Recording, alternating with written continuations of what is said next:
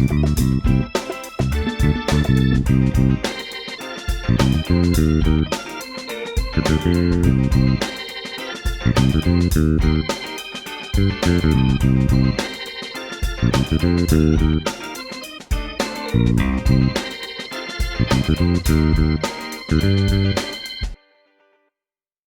nome da OAB, MG, subseção de Fora, e em nome da Comissão de Direitos Individuais e Coletivos do Direito do Trabalho. Hoje, nós seremos agraciados com a palestra Impactos da LGPD nas relações de trabalho e sindicatos. A palestra que nos deu a honra de ceder o seu precioso tempo e nos agraciou com essa maravilhosa palestra é a doutora Ivani Contini Bramante, desembargadora federal do trabalho, professora da Faculdade de Direito de São Bernardo do Campo, doutora pela PUC, São Paulo, e especialista pela OIT em Relações Coletivas Comparadas. Antes de passar a palavra para ele, gostaria que a doutora Paula, da Comissão de Direitos Individuais e Coletivos do Trabalho de Juiz de Fora, desse uma pequena palavra. Eu agradeço a presença de todos que estão nos assistindo, muito obrigada, e especialmente a doutora Ivani, muito obrigada por ter aceito o convite. Eu sei que a senhora é super ocupada. Quando eu fiz o convite, eu até achei que não fosse conseguir, fiquei muito feliz em conseguir, que eu acompanho a senhora nas redes sociais, assim como eu falei ontem para a doutora Janete também, que eu acompanho ela, e eu vejo que é muita palestra, aula. Aí eu falei, gente, eu queria muito conseguir. Agradeço imensamente, eu tenho certeza que a palestra vai ser maravilhosa, que todo mundo vai aproveitar bastante. E vou passar a palavra para a senhora já, né? A gente já teve um pequeno atraso. Seja muito bem-vindo, não é? Mesmo que virtual, na OAB de Juiz de Fora. Bom, inicialmente, quem agradece sou eu pela deferência aí com relação à minha pessoa, para falar sobre esse tema, que é um tema novo, que ainda nós estamos começando a vivência, né, com este tema. De fato, eu estive em Portugal esses dias, mesmo com o Covid, porque eu tinha umas aulas marcadas lá. Eu fui dar aula na pós-graduação, cheguei ontem de Portugal, fiquei 15 dias lá. E por isso que foi difícil ajustar uma data, né? Mas estamos aqui, está tudo bem. E o nosso tema hoje, ele é interessante porque a lei já entrou em vigor, né? É uma lei que foi protelada a sua vigência várias vezes, mas a pergunta que fica é, quem já não teve que fornecer os seus dados pessoais, né? Em qualquer relação do dia a dia, assim como nós vamos fazer uma compra, nós damos lá o número do CPF, o número do cartão, exibimos o nosso cartão do banco, e às vezes a loja já quer fazer um cadastro do cliente para mandar o panfleto das novidades, e em todos os lugares, né, nós damos os nossos dados. As pessoas perguntam, você quer nota fiscal paulista? Aí você já tem que dar o CPF. Em todos os lugares, e todos os dias, em qualquer coisa que nós vamos fazer, as pessoas perguntam o seu e-mail, o seu endereço, o último salário, os contatos familiares, a opção religiosa, né? Eu fui viajar, tive que deixar um contato, uma pessoa da família, um número de telefone. Então, em todos os lugares, em todas as relações sociais hoje, nós temos esse perfil de ficar fornecendo dados, sem contar que em todos os lugares que nós estamos sendo filmados, existem telecâmeras, né, dentro do banco, em todos os lugares que estão filmando a nossa imagem, e dependendo do local e do prédio em que você vai entrar, eles fazem uma identificação da íris, né, você fala, olha aqui, para a gente tirar uma fotografia. Se você vai entrar num prédio, tem que se identificar, então eles ficam de posse da sua fotografia ou da identidade da íris. Então, são muitas as informações, né? Não é só os dados pessoais, não são só o número do CPF, o RG, o nome do pai, mãe, mas também a identidade visual da pessoa, a identidade do polegar, porque nós vamos no banco e colocamos lá a nossa digital, e dependendo do prédio em que você entra, você também tem uma digital que você cadastra e entra com a digital, e agora a identificação da íris. Tudo isso são dados pessoais, né? Não é apenas o número do documento, nome de pai e mãe ou crença religiosa, não. Nós temos a identidade corporal também. Todas essas questões são dados, né? E a coleta indiscriminada desses dados, elas estão com os dias contados, vamos dizer assim, porque todas as empresas e todas as relações, nós vamos ter que nos adaptar. E na relação de emprego, na relação sindical, na relação aluno-professor, e todas as relações, né? Nós vamos ter um parâmetro agora de utilização desses dados, de coleta desses dados. Pois bem, nós já tínhamos uma lei geral da proteção de dados, né? E esse desafio é um desafio antigo, isso agora está sendo regulamentado. Na Europa, por exemplo, essa questão já vem sendo regulamentada há mais tempo, e a proteção assim, dos dados pessoais contra as violações e apropriações indevidas ou não autorizadas tem aí o sentido de resguardar o sigilo e a privacidade das pessoas, e também prevenir determinados problemas com os empreendedores. Veja, eu já peguei aqui uma sentença de uma primeira ação judicial contra uma construtora chamada Cirela. O juiz da 13ª Vara Civil, aqui de São Paulo, condenou a empresa no valor de R$10 mil, porque a empresa que vende unidades de apartamento e tudo mais, repassou os dados de um cliente que estava comprando um apartamento para empresas parceiras, né, que fazia documentação e tudo mais, sem a autorização do cliente. E o juiz, ele aplicou, além da lei de proteção de dados, ele aplicou a lei do cadastro positivo, aplicou a lei do Marco Civil, aplicou o Código de Defesa do Consumidor, né? Então, nós já temos uma primeira decisão aqui em São Paulo, condenando uma empresa com base nessa questão da coleta de dados e não observância dessa questão do armazenamento e o repasse desses dados não autorizados, vamos dizer assim, para outras empresas. A abrangência, então, do bem jurídico a ser protegido aqui pela lei da proteção de dados é a questão do direito à intimidade, o direito à privacidade, o direito ao sigilo e o direito de informação, né? São basicamente 4 nichos ou 4 vertentes que a lei do LGPD tenta proteger. A privacidade é diferente da intimidade, todos sabem disso, que a intimidade tem um círculo mais restrito e a privacidade um círculo maior. O sigilo, existem certos dados que são totalmente sigilosos, por exemplo, por lei, né, por determinação legal, os dados bancários são sigilosos, os dados da Receita Federal. Então, existem leis que já tratam sigilosamente de alguns dados. Nós temos, inclusive, na área do processo, algumas ações que tramitam em caráter de sigilo, né? E nós temos o direito à informação. Nós temos aí, todo cidadão brasileiro tem o direito de saber quais são os dados sobre nossa pessoa armazenado nos bancos de dados governamentais e também nos bancos de dados privados, que é o direito ao acesso à informação, né?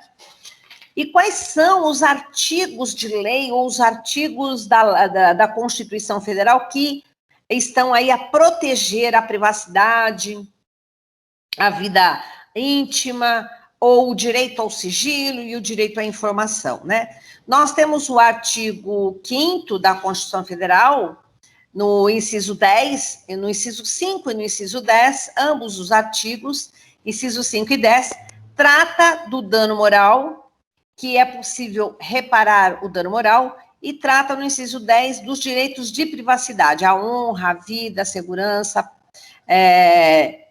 são protegidos constitucionalmente, é bem jurídico protegido constitucionalmente. Além do inciso 14, que traz o direito à informação. Então, todo indivíduo tem o direito de ter acesso à informação sobre os dados constantes nos cadastros ou nos bancos de dados sobre sua pessoa, não só para retirar essas informações de lá, principalmente se não foi autorizada, e ainda essas informações podem estar deturpadas ou não estarem completas ou estarem incorretas. É possível pedir para retificar esses dados e melhorar os dados ou até mesmo suprimir os dados. O artigo 37, parágrafo 3º, inciso 2 da Constituição Federal também trata deste assunto, e o artigo 216, parágrafo 2º, né? Nós temos também o Código de Defesa do Consumidor, a Lei 8078, nos artigos 43 até 44, também trata dessa questão dos dados do cliente, do consumidor, né? Em 2011, nós tivemos uma lei tratando do cadastro positivo, então é vedado ter cadastro negativo, só é possível ter cadastro positivo, que é a Lei 12.414, de 2011, e também a Lei de Acesso à Informação, que alterou a Lei 8.112 de 90, que é uma lei que trata do funcionário público, a Lei 12.527 de 2011, alterado pela Lei 11.1111 de 2005. E nós temos aí várias leis que tratam também na área do servidor público. E a Lei 13.702 de 2017, que é essa lei da proteção de dados, também alterada pela Lei 12.965 de 2014, que é a Lei do Marco Civil da Internet. Então, toda a regulamentação estava nessas leis, né, de 2011, 2005, 2011, 2017, e agora nós tivemos em 2019 essa lei nova da proteção de dados, né? Essa lei é a 13.853 de 2019, chamado LGPD, Lei Geral de Proteção de Dados Pessoais. Ela trouxe uma alteração na lei do Marco Civil da Internet, né? Pois bem, o que nós temos que invocar aqui é, primeiramente, a Constituição Federal. É a Constituição que dá base para que essas leis existam. Por quê? O artigo 5º, primeiramente, diz que todos são iguais perante a lei e não é possível fazer distinção entre as pessoas. E o artigo 5º, incisos 5 e 10, né, trata aí do dano moral e da inviolabilidade, da intimidade, da vida privada, da honra, da imagem das pessoas, assegurado aí a reparação. Então, quando nós falamos de dados pessoais, nós não estamos falando só de dados documentais, estamos falando também de dados da vida, né, civil dos indivíduos, mas também estamos falando de dados da identidade visual, da identidade de íris e também da identidade de todo o corpo humano. Nós temos vários tipos de identidade. Por exemplo, o DNA de uma pessoa é uma informação, né, do seu corpo humano, que agora goza também de proteção de dados. Um prontuário médico de uma pessoa goza aí também, não só do sigilo, porque o prontuário médico já gozava do sigilo, mas agora nós temos também a lei do LGPD, que protege, né, o trespasse desses dados ou o armazenamento desses dados. É inviolável também o sigilo de correspondência, a comunicação telegráfica, a comunicação telemática, que hoje é tudo por computador, né? Não é só a telefônica.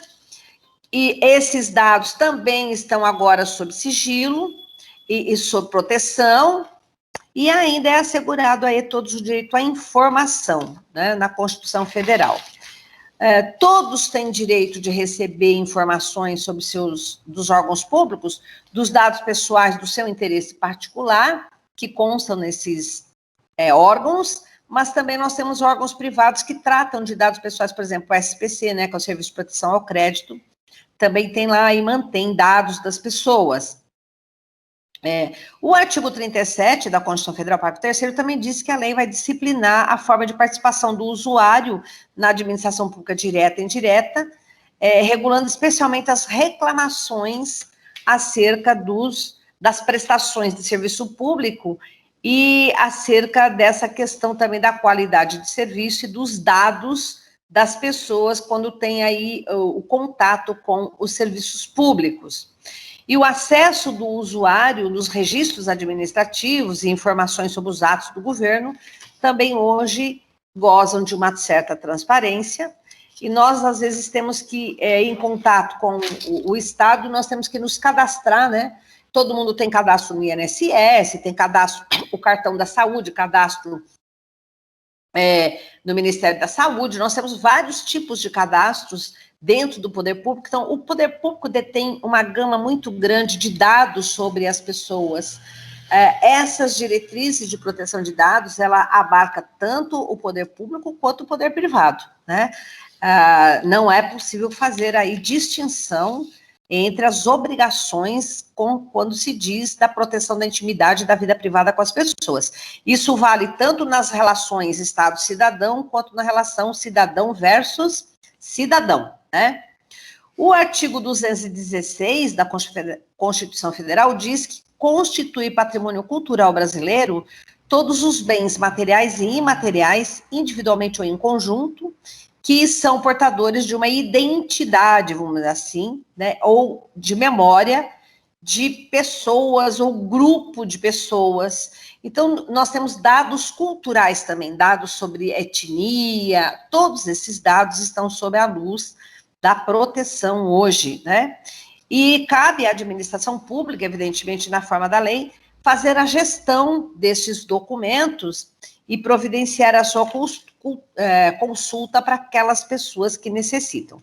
Então, vejam a abrangência da Lei de Proteção de Dados, né?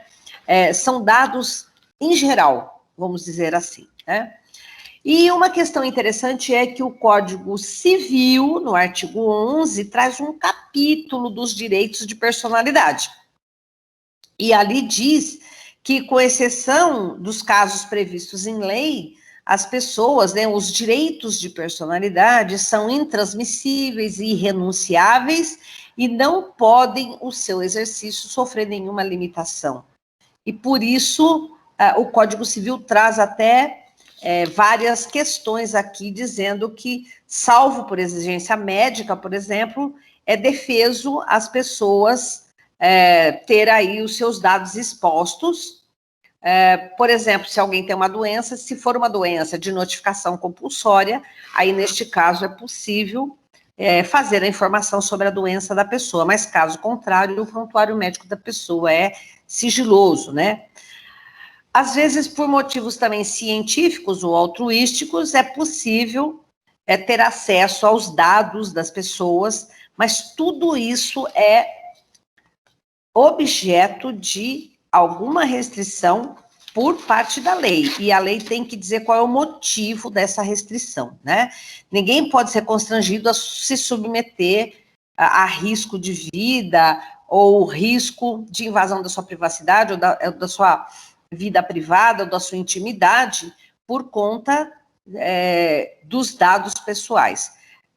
Vocês sabem que, às vezes, os dados pessoais, eles são propagados sem o consentimento da pessoa, e existem danos de várias ordens, até de ordem patrimonial, não só de ordem moral, mas também de ordem material. Então, sem a autorização, né, da pessoa, não é possível usar o nome alheio, ou fazer propaganda comercial, ou utilizar os dados das pessoas para fins comerciais, né? Até mesmo o pseudônimo da pessoa é protegido. Então, por exemplo, às vezes nós temos uma pessoa que tem um nome, mas ela usa um pseudônimo como ator ou um pseudônimo como escritor.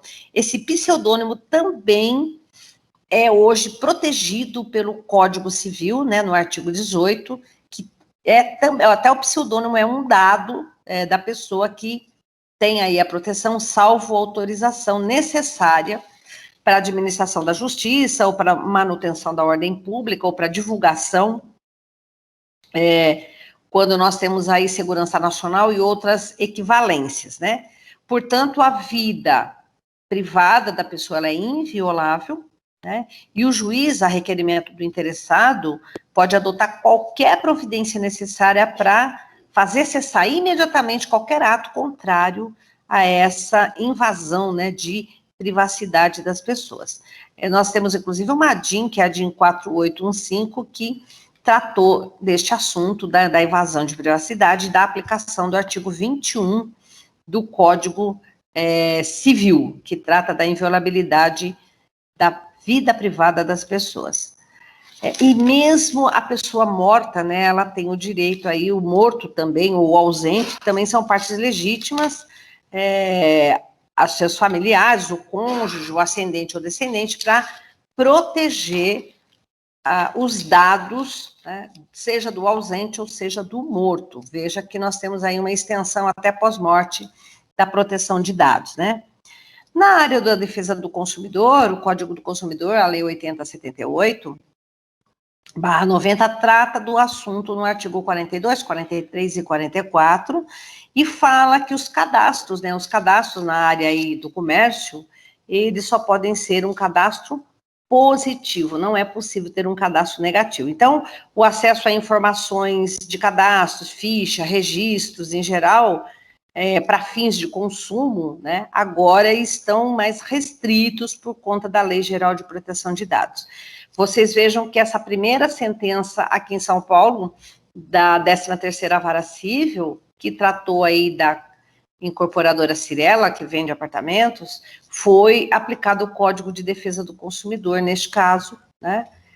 E nós temos também aí a questão de débitos ou a inscrição de dívidas das pessoas nos órgãos, né, no SPC, e existem órgãos públicos também que defendem aí a defesa do consumidor, eles também têm que manter os seus cadastros, quando a pessoa vai lá reclamar, tem que se identificar, até mesmo os órgãos de defesa do consumidor, que hoje mantêm banco de dados de quem reclama, também tem que tratar desses dados e ter cuidado com a divulgação desses dados, né?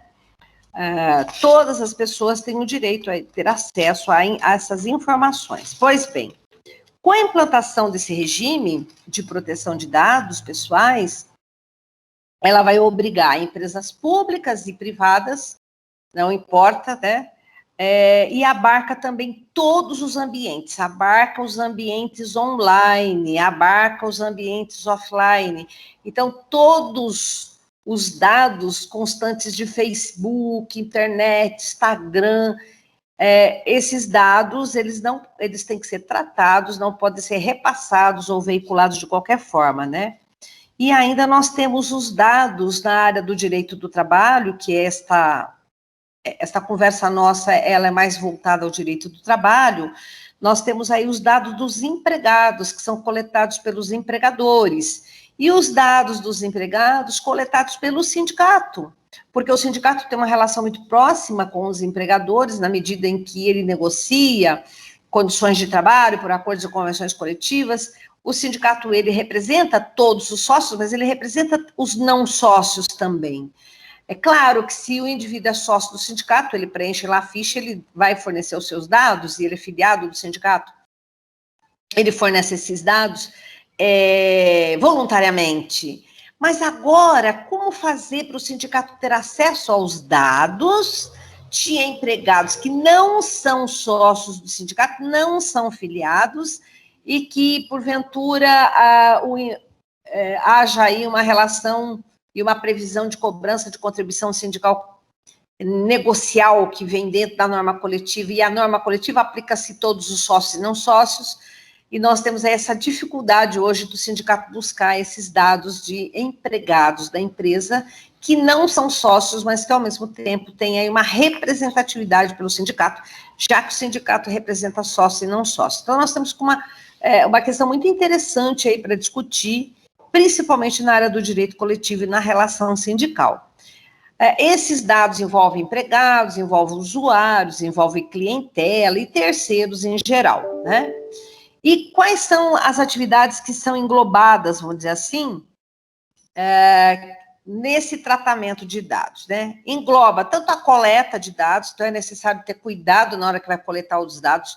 Só é possível coletar dados quando há a prova da necessidade, da utilidade. Nós temos 3 princípios grandes aqui no LGPD.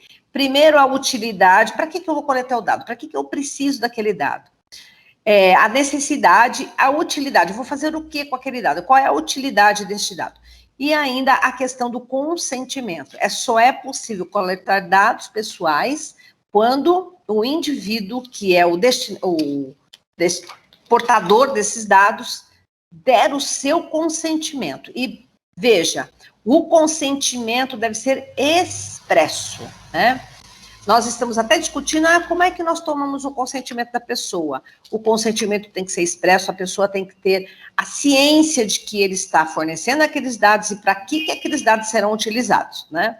E quanto tempo aqueles dados ficarão de posse de quem está coletando esses dados. E não é só a coleta, né? O tratamento desses dados, a utilização, a transmissão, se aqueles dados serão ou não transmitidos para outras pessoas, ou para outras empresas, ou para terceiros. Por exemplo, na relação trabalho-capital, o empregado está sendo contratado, ele tem que fazer um exame médico, exames admissionais, trazer, não, já é uma primeira coleta de dados. Ele preenche toda uma ficha e a empresa vai ter lá a ficha de registro de empregado. Ele vai ter que fornecer todos os seus dados da sua mulher, se ele tiver, dos seus dependentes. E aí o empregador tem que dizer, olha, estou coletando esses dados, eu vou utilizar esses dados para a sua relação de emprego, para me comunicar com o INSS, para fazer a sua inscrição no INSS, fazer a inscrição dos seus dependentes. É para isso que nós estamos pegando esses dados e é para tal finalidade que nós vamos utilizar esses dados e nós vamos transmitir esses dados para o Ministério do Trabalho e Emprego, vamos transmitir para o INSS, vamos transmitir, né, para fins do Fundo de Garantia. Então, a empresa tem que mostrar para que ela quer aqueles dados. Existem dados que são desimportantes para a relação de trabalho. Não há necessidade do empregador coletar o dado, por exemplo, de qual é a religião da pessoa. É católico, não é católico? Então, às vezes, nós tínhamos aí alguma relação de emprego que trazia a necessidade de preencher, né, a religião. Por exemplo, nós temos algumas escolas que são adventistas e que só admitem professores adventistas, e para isso ela precisa saber se o indivíduo também professa aquela mesma religião, se ele é adventista. Então, nós temos todas essas dificuldades hoje na área do direito do trabalho, por conta dessas novidades da Lei de Proteção de Dados. E como é que a empresa vai arquivar esses dados? Como é que ela vai armazenar? Será que o modo como a coleta de dados é feita, o armazenamento e o arquivamento não pode acontecer de vazar os dados? Será que outras pessoas não teriam acesso, né? Todos esses cuidados hoje, né, são muito importantes. Nós temos até uma aula que fala de compliance, o compliance, né, sobre a proteção de dados das pessoas, que nós estamos chamando de compliance informacional, né, também chamada de legal cloud, que é um legal fechado, vamos dizer assim. Você coleta os dados, coloca na nuvem e tem que ter uma senha, uma coisa segura para que ninguém tenha acesso e não tenha aí o hacker não consiga pegar esses dados e transmitir para outras pessoas, né? Na verdade, o que a lei LGPD traz é uma conduta de abstenção, né? As empresas que coletam dados e precisa aí da necessidade, utilidade do consentimento, elas não podem mais colher dados que não importam para o tipo de relação jurídica que está sendo travada, né? Por exemplo, sexo, renda familiar, nome do pai e da mãe. Para que servem essas informações quando você vai fazer, por exemplo, uma compra numa loja, né? Não é necessário. Nós temos aqui a questão também de uso de WhatsApp e e-mail. Você pode me dar seu WhatsApp? Você pode me dar seu e-mail? Para que você vai usar meu WhatsApp? Para que você vai usar o e-mail? Nós temos um conjunto de dados em WhatsApp e e-mail que vocês não fazem ideia da quantidade de dados que ficam registrados, né? Fica com cookie, mesmo que você apague o e-mail, ele ainda é possível restaurar. Então, nós temos aí a questão do e-mail, do Facebook, do Instagram, uma questão muito, muito polêmica, e dados que são recolhidos dessas mídias sociais e utilizados para outras finalidades, não é verdade? Por isso que hoje todos os contratos que são feitos, vocês têm lá que ter a ciência do regime de privacidade dos dados, concordar, né, com aquele regime de privacidade. E hoje, doravante, né, todos os contratos deverão ter uma cláusula sobre como é que os dados serão tratados, como é que os dados serão armazenados, como é que os dados serão descartados, né? É interessante que algumas empresas já coletam os seus dados e você recebe em seguida um e-mail dizendo, olha, coletamos os seus dados, mas em 30 dias os seus dados serão destruídos. Eu já recebi alguns e-mails, eu já forneci dados para uma contratação e recebi um e-mail de volta que em 30 dias os meus dados seriam destruídos. E depois eu tive que fazer novamente um novo contato e já não havia mais aqueles dados, eu tive que fornecer novamente, né? Agora, uma outra questão interessante é como é que as empresas terão necessariamente que se adequar à Lei Geral da Proteção de Dados, né? Uma pesquisa foi feita de que a maioria das empresas não tem hoje como atender essa Lei Geral da Proteção de Dados, né? É preciso primeiro avaliar internamente da empresa uma mudança de cultura. Nós não somos culturalmente, né, afeitos a essa questão da proteção de dados das pessoas. E, inicialmente, a empresa vai ter que mudar essa cultura interna. O brasileiro, né, terá que mudar essa cultura interna. E a preocupação mais atual, ultimamente, é fazer a sensibilidade dos consumidores, fazer uma sensibilização dos consumidores, dos fornecedores e de todas as pessoas que contratam. Vocês têm que ter agora, doravante, quando forem contratar ou ter qualquer relação, tomar cuidado e falar, olha, eu não forneço os dados e eu quero saber para que serve, né? Todos devem mapear quais os dados pessoais que elas possuem. Então, uma empresa que contrata empregados, ela tem que levantar todos os dados que ela tem daquele empregado e verificar, para que eu quero todos esses dados? Existem dados que eu não preciso, então eu vou descartar. Por que eu quero o dado do sexo? Por que eu quero o dado da religião? Isso não é importante para a relação de emprego, então é melhor já descartar esses dados e ficar só com os dados essenciais e úteis. Então, a primeira postura, a cultura, a conscientização. A segunda postura, fazer uma limpeza na casa, desprezar todos os dados que não são mais importantes, verificar como é que vai armazenar o restante dos dados que ficarem ali na empresa, né? E quem é que vai acessar esses dados? Não é qualquer pessoa que pode ter acesso, porque o armazenamento tem que ser restrito, o acesso somente a pessoas que vão tratar estes dados, né? E uma outra coisa, esta limpeza que as empresas vão ter que fazer, e todos nós vamos ter que pensar nisso, né? Vai levar uma adequação de mais ou menos um ano e pouco, né? E aí se pergunta, quais são as obrigações que as empresas têm na área, que eu estou falando na área trabalhista, quais as obrigações que a empresa tem quando realizam o tratamento desses dados e principalmente dos dados pessoais dos seus empregados, né?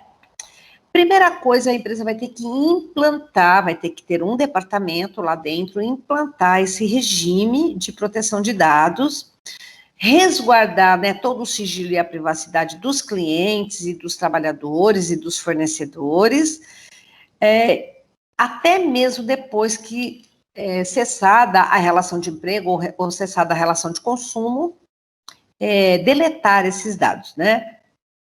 E nós temos uma dúvida, porque todo mundo pergunta assim, o que são dados pessoais? Quais são os dados que circundam aquela privacidade da pessoa? Ora, o nome, né? O gênero, se é masculino ou feminino, a filiação, o nome do pai, a data de nascimento, a sua identificação RG, CPF, o endereço, o e-mail, os prontuários médicos, os exames laboratoriais que a pessoa tem e qualquer outra informação que permita identificar a pessoa física ou a pessoa jurídica, né? A que estamos aí relacionando, tá certo? Muitas empresas, principalmente as pequenas e médias empresas, né? Talvez tenham que contratar uma pessoa específica para cuidar dos dados e um departamento jurídico ou um advogado também para verificar toda a legalidade dessa questão. Muitas empresas dizem, puxa, mas nós não temos aqui como implantar esse regime de proteção de dados atualmente, porque isso exige a contratação de profissionais para fazer essa limpa, né, nos dados que não podem mais ser armazenados, naqueles que não são mais úteis ou aqueles que não são necessários, fazer uma limpeza para depois implantar a cultura e, em seguida, implantar um departamento para cuidar desse assunto. Vocês sabem que existem algumas empresas que estão surgindo no mercado, que são as startups, né? Nós temos várias startups fornecendo o serviço de tratamento de dados. Então, por exemplo, se uma empresa, uma microempresa, tem 10, 15, 20 funcionários, às vezes ela tem apenas um contador, ela nem tem um departamento de RH, é um contador que faz toda a papelada de RH e de pagamentos, e é o contador que mantém esse acesso aos documentos dos empregados, por exemplo, e ele é quem coleta os dados. Se o contador não tiver, e ele não tiver esse perfil, é possível passar para uma parceria, uma startup que só está oferecendo esses serviços, né, que elas já têm esse programa de proteção de dados, e até mesmo para obter, para contratação futura, já um ok, um aval para que os dados sejam coletados. Nós temos aí uma empresa chamada Power Data, que é uma startup de engenharia de dados, uma empresa de analíticas, né, na área de coleta e tratamento de dados, que estão auxiliando as empresas nas decisões.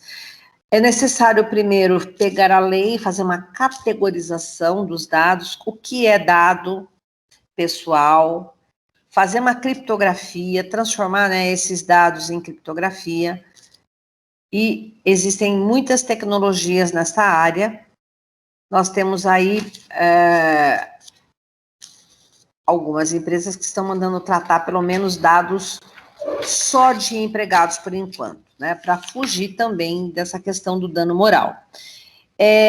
Existem algumas outras startups que estão fazendo parceria com as empresas, criam o programa e depois elas fazem teste para verificar se os programas, né, de proteção de dados são vulneráveis a hacker ou não.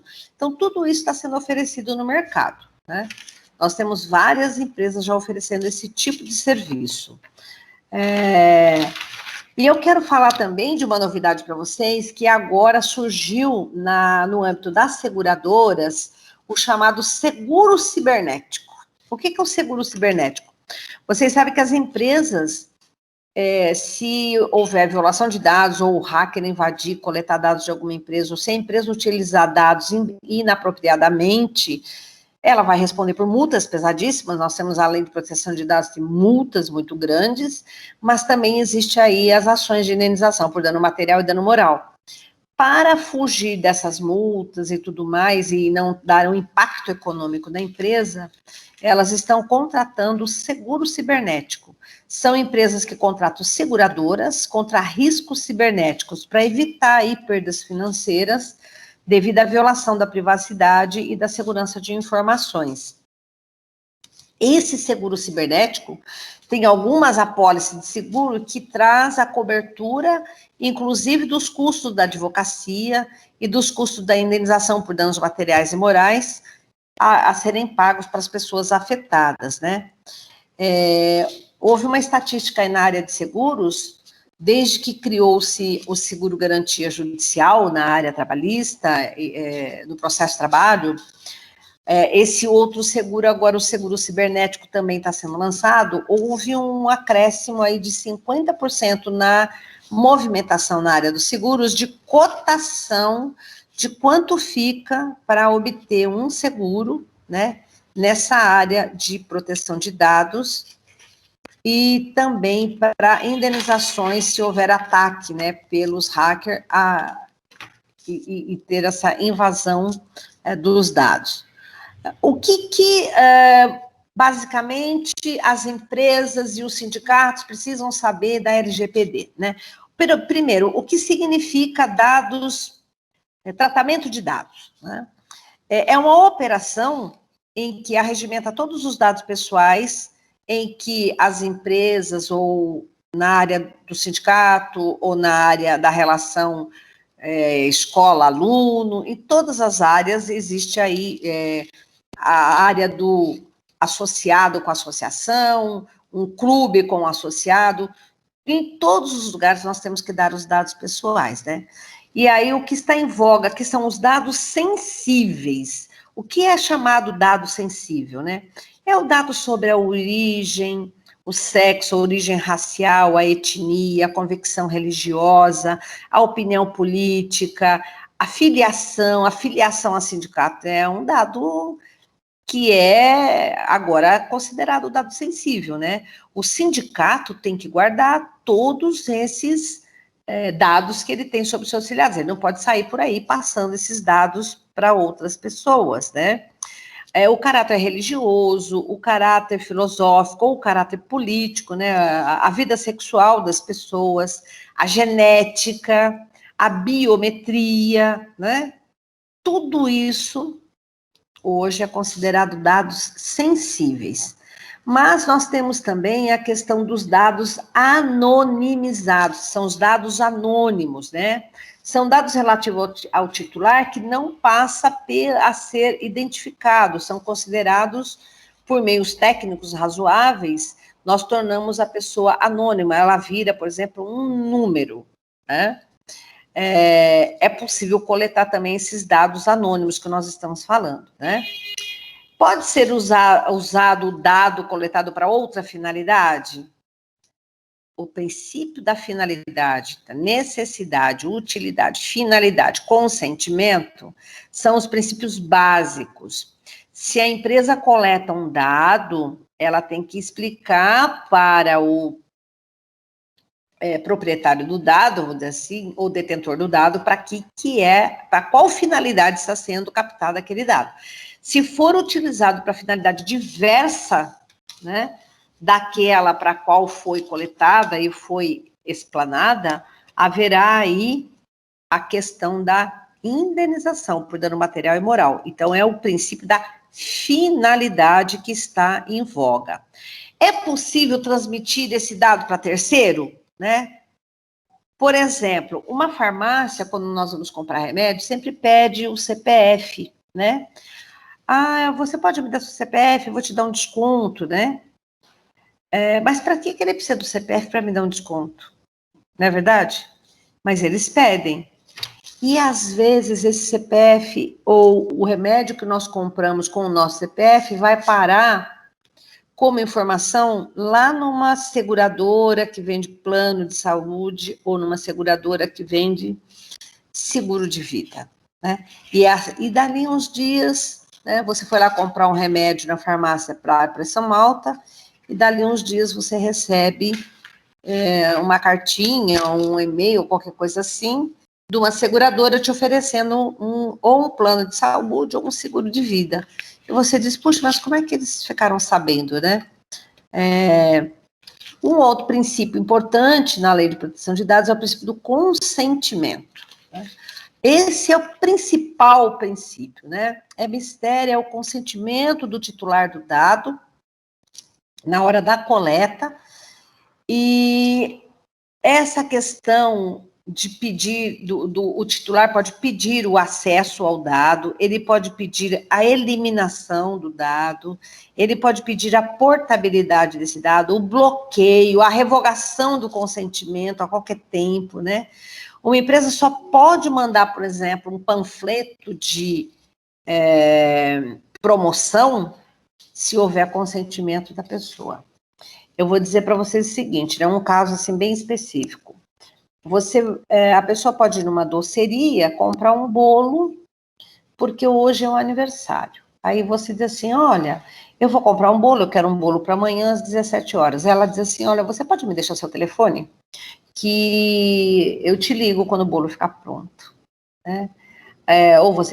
Aí você deixou o telefone, foi lá, pegou o bolo, pagou. Quando chega no dia seguinte, você recebe pelo WhatsApp, olha, temos promoção de bolo de abacaxi, que está com 50% de desconto. Ora, a doceria pegou meu telefone só para me avisar quando o bolo estaria pronto no meu aniversário, né? Mas ela não estava autorizada a pegar aquele telefone e ficar me mandando e-mail ou WhatsApp, porque não houve uma concordância com essa questão. Quando se pega o telefone para telefonar, para avisar que o bolo está pronto, é só para essa finalidade. Eu não posso pegar aquele telefone depois e ficar mandando promoções sobre os doces ou os doces que foram lançados o tempo todo, incomodando a pessoa pelo WhatsApp. Então, é disso que nós estamos falando, né? Com relação ao princípio da utilidade e necessidade, né? O que significa esse princípio da utilidade e da necessidade? Uma empresa só pode armazenar informação pessoal se ela for necessária ao desempenho ou à prestação do seu serviço, né? Não é possível armazenar dados que não sejam úteis e necessários para o desempenho da empresa, né? Quais são as empresas que serão impactadas, né, pela LGPD? Todas as empresas que têm operação no Brasil serão impactadas, empresas públicas e privadas. E detalhe, existem empresas estrangeiras que têm filiais aqui no Brasil, elas também serão impactadas, né? E existem restrições nessa lei, né, não é, na LGPD. Nós temos várias restrições com relação à coleta e tratamento de dados de pessoas sensíveis, principalmente de crianças e adolescentes, né? Só há uma exceção na coleta de dados de criança e adolescente, né, que é para fins de órgão de pesquisa e proteção de tutela da saúde e da vida dessa criança. E ainda assim mesmo, quando há essa autorização, não exclui a responsabilidade e a segurança dessas informações coletadas. Então, coletar dados de criança e adolescente é muito complicado, né? Jamais. E nós temos aqui problemas de coleta de dados de criança e adolescente na área do direito do trabalho, porque nós temos o trabalho do aprendiz, né? Vocês sabem que a maioridade trabalhista a partir de 16 anos, mas o indivíduo pode trabalhar a partir dos 14, né, como aprendiz, e nós temos que coletar dados dessas crianças e adolescentes. Então, o cuidado tem que ser redobrado, né? O titular do dado tem o direito de solicitar alteração, revisão dos dados, cancelamento do consentimento. A lei, por mera solicitação, mero requerimento, autoriza o titular de dado a pedir essa revisão, porque às vezes consta lá na empresa que eu sou solteira, por exemplo, eu quero rever, quero colocar que agora estou casada. Consta lá que eu era casada, eu posso pedir para rever e dizer que agora eu estou separada. Então, é possível pedir a revisão dos dados, mas também, dependendo do caso, é possível pedir a exclusão de alguns dados ou até mesmo revogar o consentimento que antes foi dado, né? As empresas são obrigadas a manter esse registro de operação de tratamento de dado e elas só devem divulgar os dados, né, para as pessoas encarregadas do tratamento de dado. Ora, o que é pessoa encarregada do tratamento de dado? As empresas são obrigadas a ter uma espécie de CEO, uma pessoa contratada no seu quadro, que ela vai ser a responsável pelo tratamento de dados, que é o chamado tratador de dados, né? Tratador de dados. Ele vai controlar, esse tratador de dados, ele vai controlar toda a coleta de dados, o tratamento, o armazenamento, a transmissão, todas essas operações que são feitas com esses dados pessoais. É o tratador de dados que vai verificar o princípio do consentimento, da finalidade, da utilidade. Esse tratador de dados, ele vai ser o responsável. Ele poderá sofrer sanções, inclusive na área penal, né? Todo mundo está dizendo assim, puxa, mas esse tratador de dados, ele vai ser uma pessoa muito importante, né? Quem é que vai fiscalizar o tratador? Porque esse tratador vai fiscalizar a empresa que possui os dados pessoais, né, dos indivíduos, sejam empregados, consumidores, terceiros, fornecedores. Mas quem é que vai controlar o controlador de dados? Quem é que vai controlar o tratador de dados?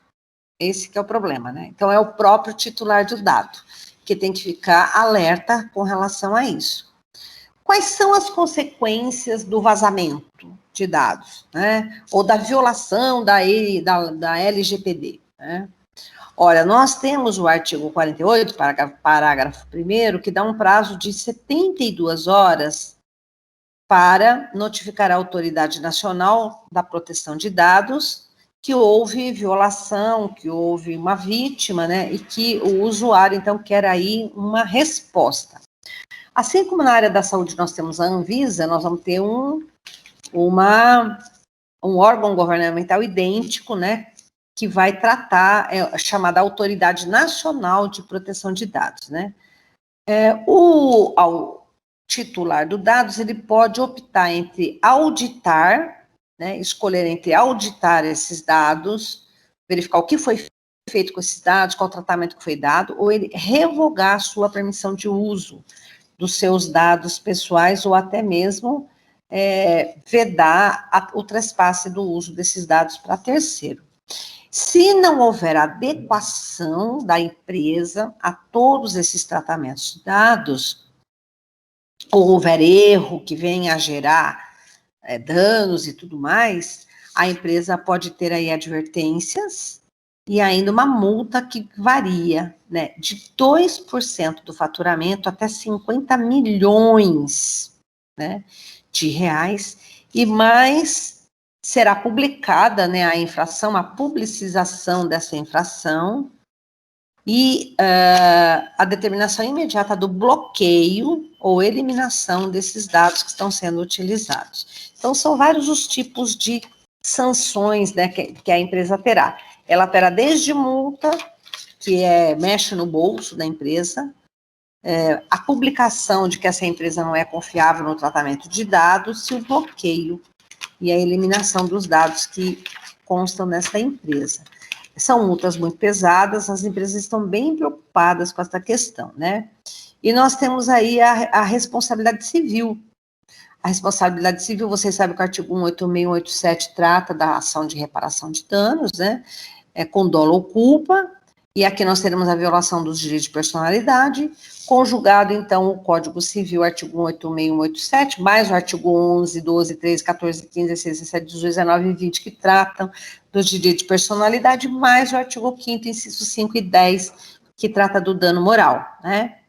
Eu peguei aqui um caso, ainda não havia a lei de proteção de dados, mas já existem vários julgados da área civil, por exemplo, de direito digital e danos morais por captação de dados na rede de internet, né?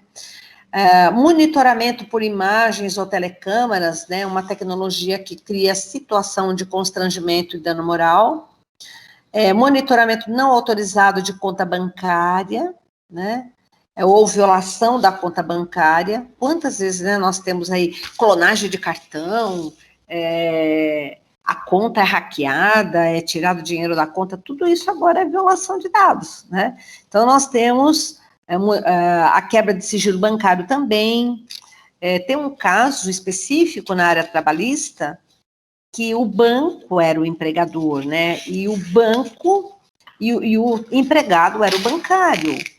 E o bancário, ele estava muito endividado, ele fazia muitos empréstimos, e o banco ficava monitorando todos os empréstimos bancários que o seu próprio empregado fazia. Porque como ele lidava com dinheiro, o banco não tinha muita confiança, porque ele era uma pessoa que fazia muitos empréstimos bancários e gastava muito. Então, havia um monitoramento de todas as contas bancárias que esse indivíduo tinha, mesmo fora do banco empregador, né? E foi descoberta esse monitoramento que o banco fazia das contas bancárias dos seus próprios empregados. E o banco pagou aí uma indenização pesada. Então, mesmo antes da Lei Geral de Proteção de Dados, nós já trabalhávamos com a ideia do dano moral e dano material, artigo 5º, incisos 5 e 10, da Constituição Federal, mais o artigo 11 e seguintes do Código Civil e 186 e 187 do Código civil. A gente tratava com responsabilidade civil em geral e responsabilidade por dano material e moral.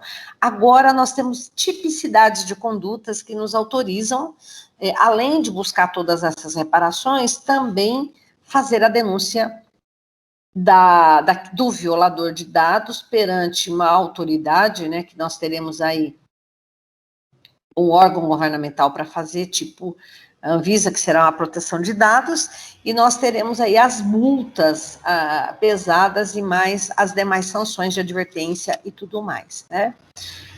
O que eu quero trazer aqui de interessante para vocês, que é da OAB de Juiz de Fora, é que existe um novo nicho de atuação da advocacia, né? Que é justamente oferecer os serviços de advogado para o compliance da proteção de dados, que a gente vem chamando aí de low code. E é necessário, a empresa vai implantar, todas as empresas terão que implantar esse regime de proteção de dados, necessariamente eles vão ter que ter um advogado, um técnico de TI, né, de tecnologia de informação, e uma pessoa aí responsável pelo tratamento de dados.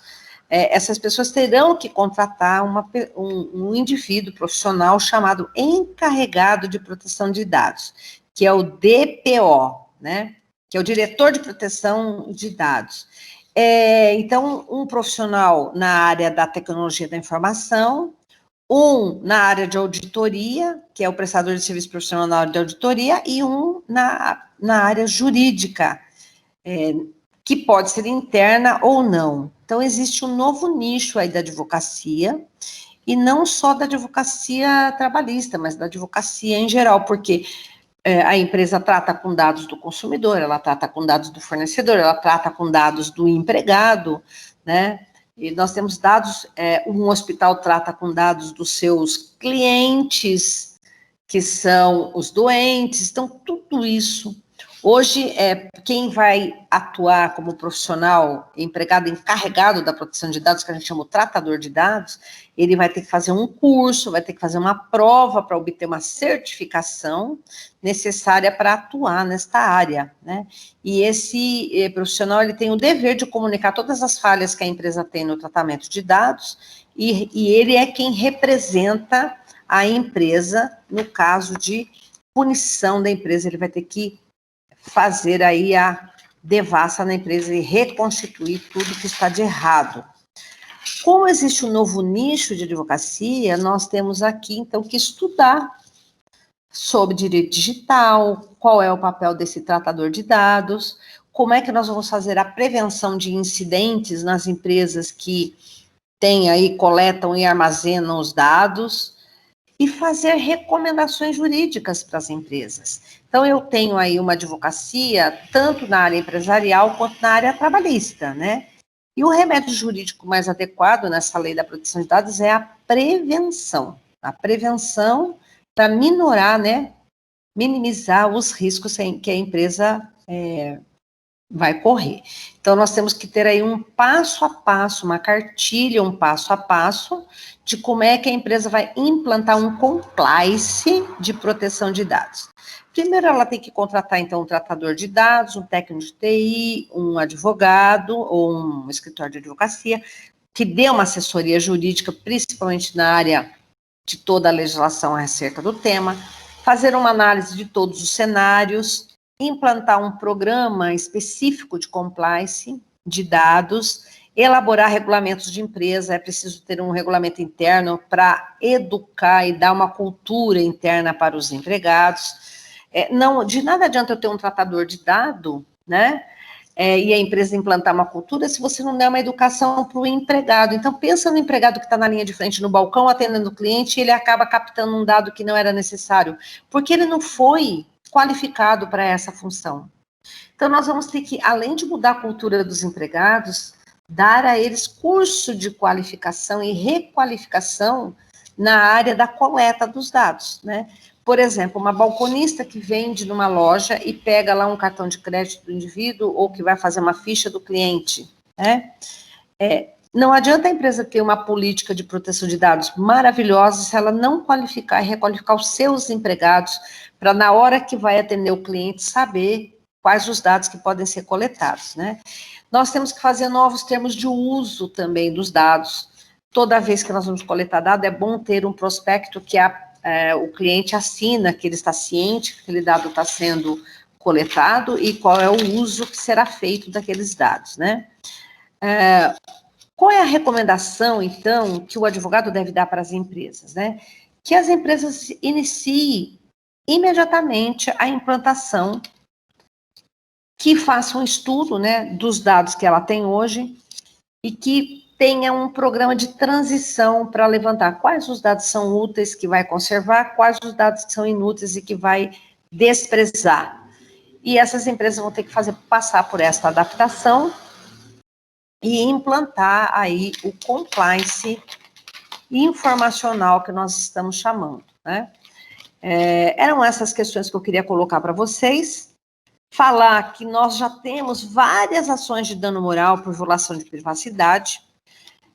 Eu vou dar um exemplo para vocês de um caso em que um empregado, ele era chefe de cozinha e ele era famoso, né? E ele fazia lá uns pratos. Ele esteve na França há muitos anos, ele fazia uns pratos de comida francesa, ele foi trabalhar num restaurante. Então, o cartaz da empresa e nas mídias sociais, aquela empresa, aquele restaurante, dizia: venha para o restaurante X provar os pratos elaborados pelo chefe fulano de tal. Então, era o nome dele, que era um dado importante na mídia social daquele restaurante. Aquele empregado, chefe de cozinha, que tinha a criatividade dos pratos, ele acabou saindo do restaurante, ele foi trabalhar em outro lugar, em outro restaurante, e inclusive em outra cidade. Ele se mudou para outro lugar, mas aquele restaurante continuou nos cartazes que tinha na parede, nos cartazes e na mídia social, continuou explorando o nome daquele chefe de cozinha. Ele nem era mais chefe de cozinha naquele restaurante. De modo que essa questão foi uma questão que foi discutida. Não havia ainda a Lei Geral de Proteção de Dados, mas foi uma questão que foi discutida na Justiça do Trabalho, onde houve uma condenação de dano moral.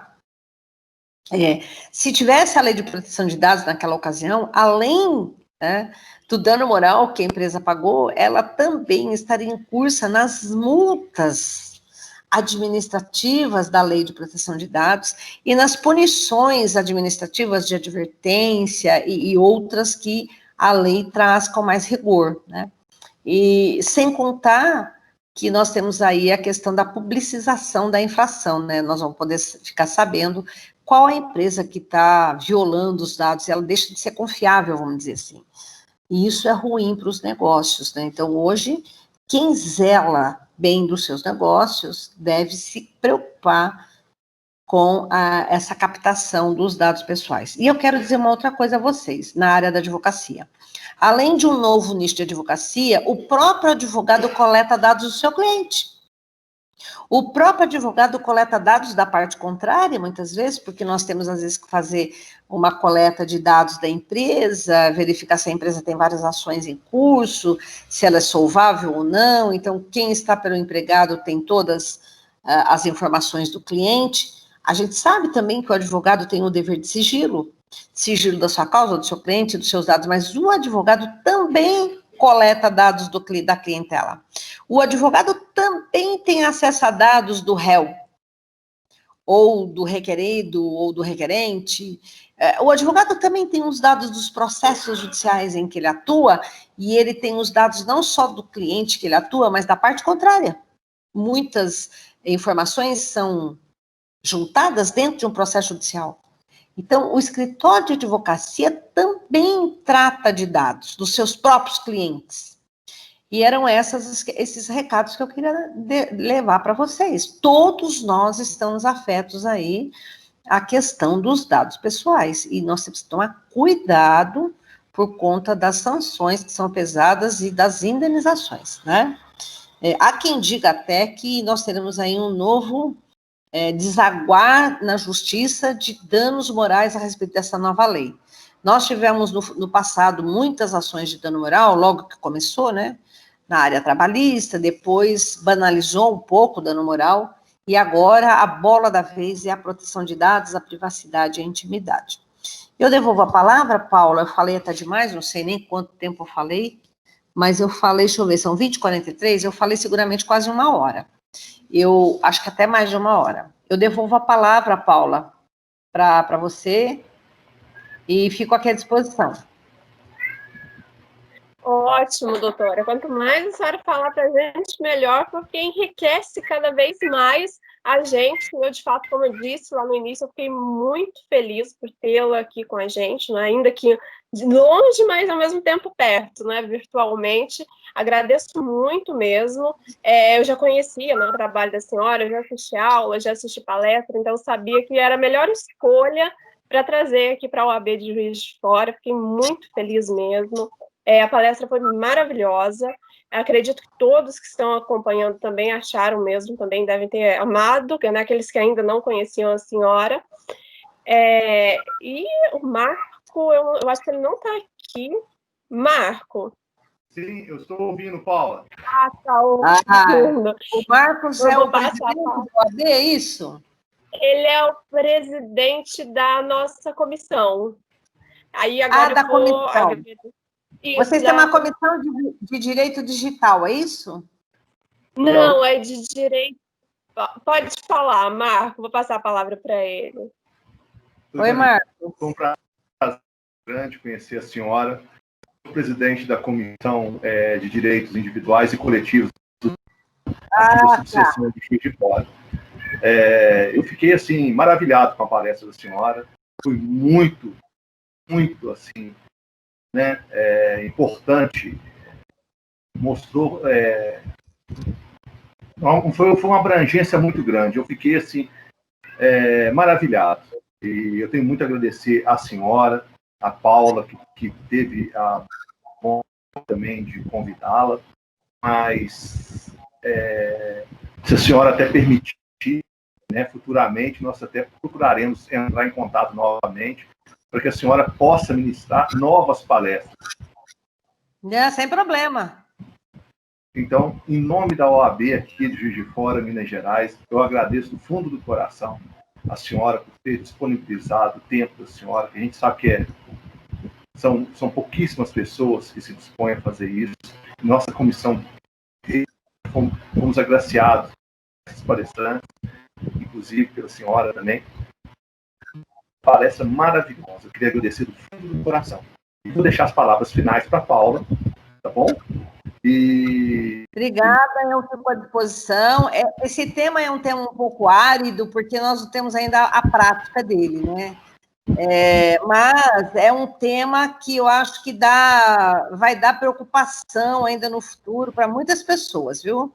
Eu acho que nós temos um novo nicho de advocacia que pode ser trabalhado e ofertado, esse tipo de serviço, né, para a sociedade aí, para os clientes.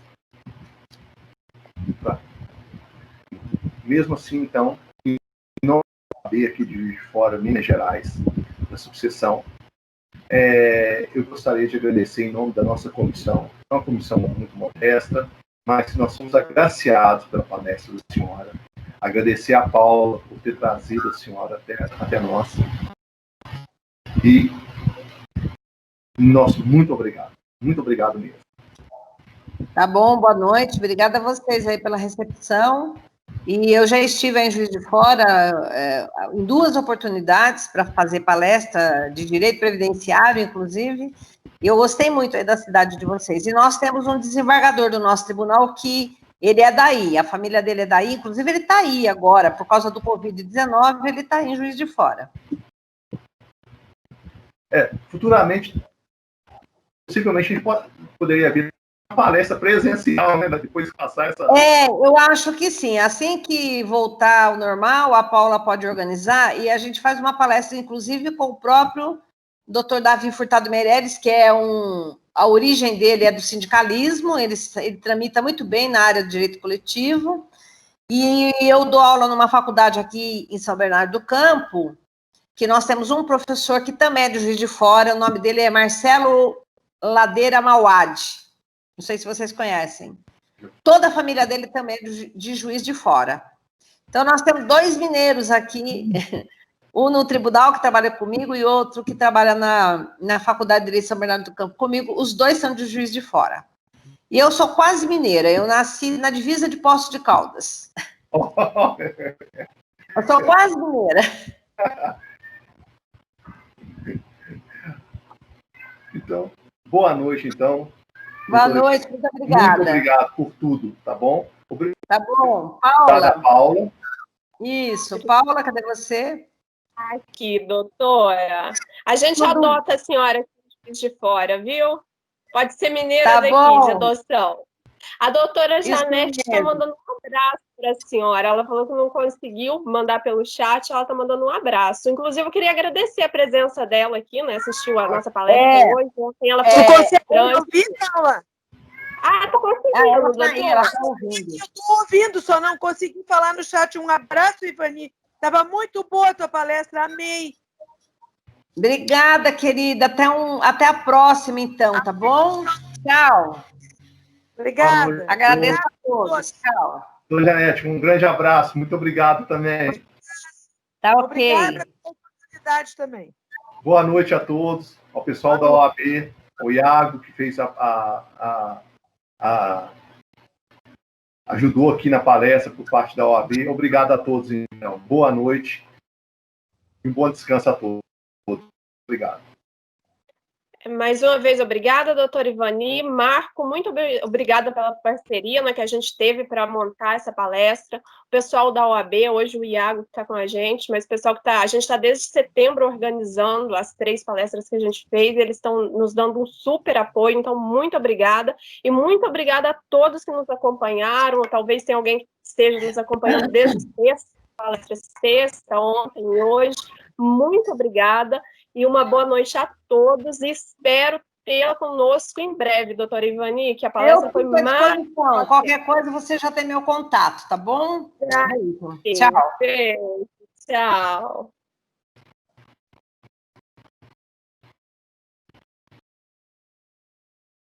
Tchau, Paulo. Um grande abraço. Obrigado. Tchau. Um abraço. Tchau, pessoal. Tchau. Boa noite. Boa noite. Tchau. Boa noite.